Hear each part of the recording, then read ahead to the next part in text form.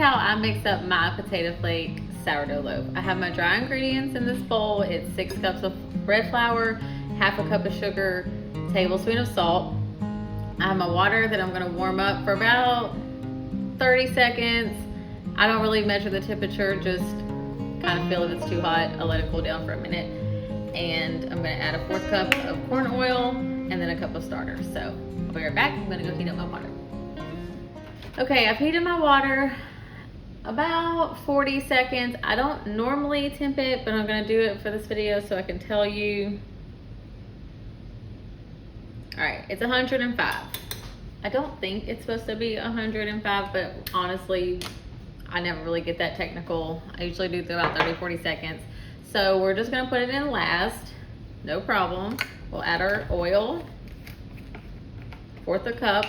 Corn oil, you can use olive oil, you can use melted butter. I've tried melted butter. I like corn oil the best, but use what you have, use what you want.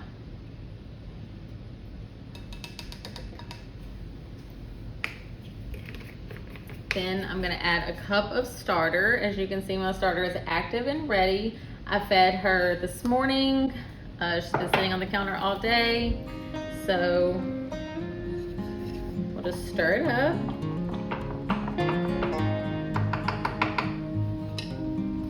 A cup.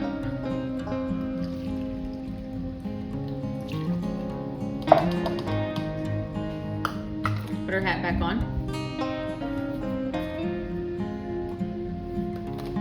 And then we'll add 1.5 cups of warm filtered water. Next, I take this is my favorite wooden spoon. I always use this one. I never use another one. I take spray olive oil. Got a towel. Usually I do this over the sink. And just kind of spray both sides. And mix. Start in the middle, start mixing slowly until everything's incorporated. I'm gonna do this for a while until I don't see any more flour, and then I'm gonna wet my hands and finish it by hand. It does stick to my hand. It is a little messy. Sometimes I spray oil on my hand, sometimes I do water. I don't know, just what I feel like. And I do use my KitchenAid sometimes, but honestly, my bread comes out better, and I just like it better when I mix it by hand. So for the most part, this is how I do it.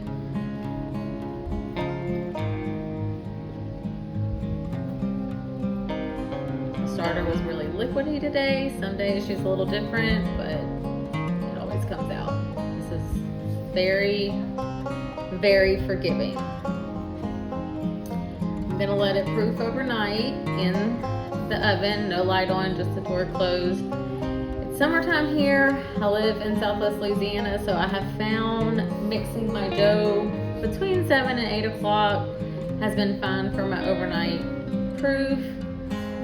Sometimes when it's not as hot, I can do it about 5 or 6, but I'm really not that technical with it. I just mix my dough whenever, and in the morning I shape it. Just kind of scrape it off every once in a while to get it clean. Keep folding it in on itself. I love these bowls. They are my favorite. They're very inexpensive. They're from Walmart. There's plenty of room in here. Okay, we have most of the flour done. I'm gonna scrape the spoon off. I'm gonna spray my hands for this video, but it still gets on there. My hands are still full of dough. I always have to wash them. Just is what it is.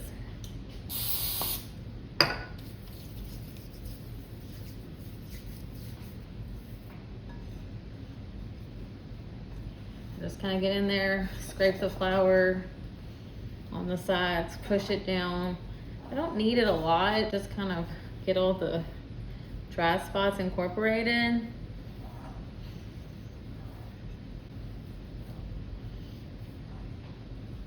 My starter has been sticky the last few times, more sticky than usual, but once you start baking it, you'll kind of learn what your starter does, and some days it's just different than other days. Okay, so it's pretty well incorporated, looks pretty good. I'm gonna leave it alone. Get as much dough as I can off my fingers, then I wipe it with a paper towel, then I wash it in the sink.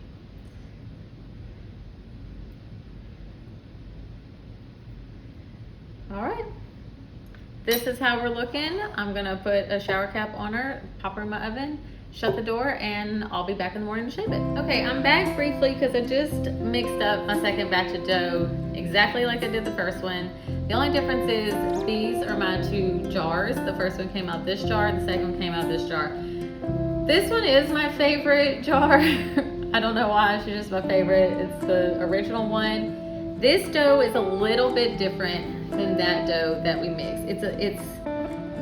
The consistency is a little bit different. It's a little more dry than the first one. The first one was really wet, and I don't know, when you start to bake bread and you keep on practicing and you start to learn what your starter looks like, what the dough feels like, you'll just know that it's slightly different. Everything matters, but potato flake sourdough is just, I can't express how just forgiving it is and how much easier it is. So I'm gonna show you how I shape my potato flake sourdough loaves. This is just how I do it. It is messy. I've cleaned my counter, I've cleaned my hands. I have my bowl of dough that's been proofing overnight. So I just turn on my scale. The recipe makes 3 loaves. It says 3 loaves, but I like the size of splitting it into 2. So I do weigh because I like to be precise, but you definitely don't have to. You can eyeball it. So just spray some on the counter, spray some on my hand. This is for later. I'm making rolls, so I'll move it. Okay, so I just punched it down. Scrape the sides, fold it in on itself. Scrape the side, fold it in. Scrape the side, fold it in. Then I dump it out. And I put the bowl back on the scale so that I can split this in half. So I'll flatten it down, kind of eyeball what I think half is. Sometimes I get my scraper out and do this, but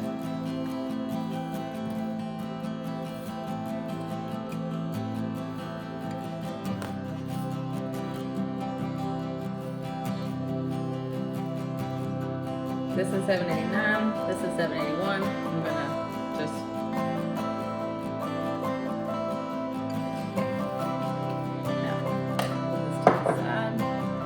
put this to the side.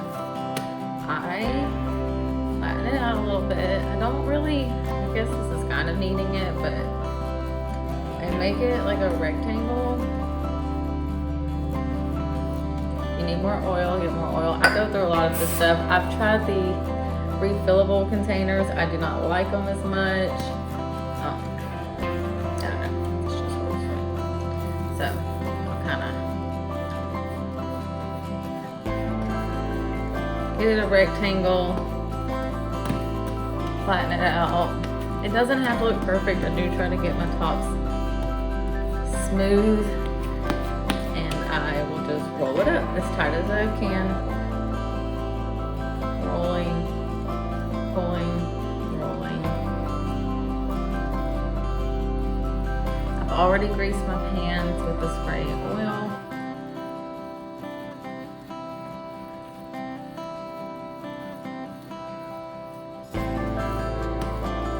Same side down. Tuck this in. Tuck this in, make it uniform. Okay, that looks fine. I'll put it in my loaf pan that I've already oiled. I'm gonna set my timer for 5 hours because I'd never go over 5 hours, but depending on my house and humidity, sometimes it's 3.5, sometimes it's 4.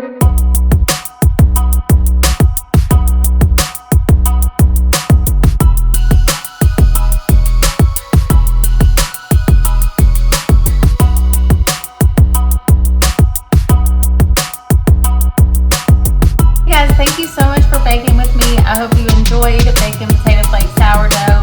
I really love to talk about bread things, so meet me in the comments if you have any questions or if you want to share how you make your potato flake sourdough. Have a great day.